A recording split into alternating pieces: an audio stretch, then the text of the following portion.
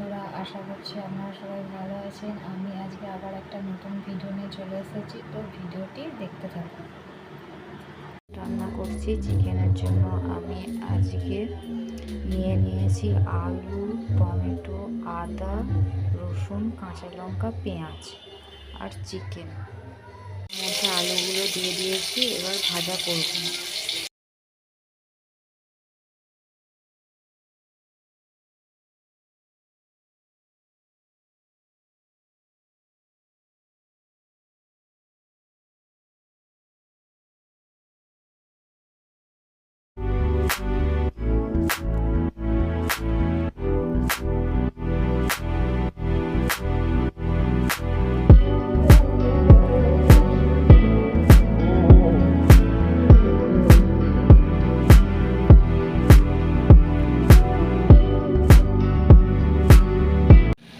এখন আমার চিকেনটা কষা হয়ে গিয়েছে, এবার আলুগুলো দিয়ে দেবো।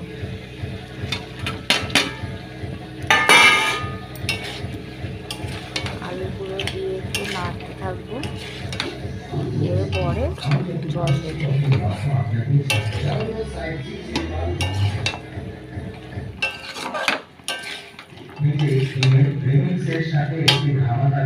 এই জল দিয়ে দিচ্ছি, জল দেওয়া হয়ে গিয়েছে।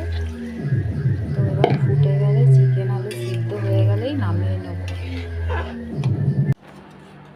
চিকেনটা নামিয়ে নিয়েছি। তো কেমন হয়েছে বন্ধুরা কমেন্ট করে জানাবেন। আমার ভিডিওটি যদি ভালো লেগে থাকে প্লিজ লাইক দেওয়া, চ্যানেলটিকে সাবস্ক্রাইব করবেন, লাইক করবেন, কমেন্ট করবেন আর শেয়ার করতে ভুলবেন না।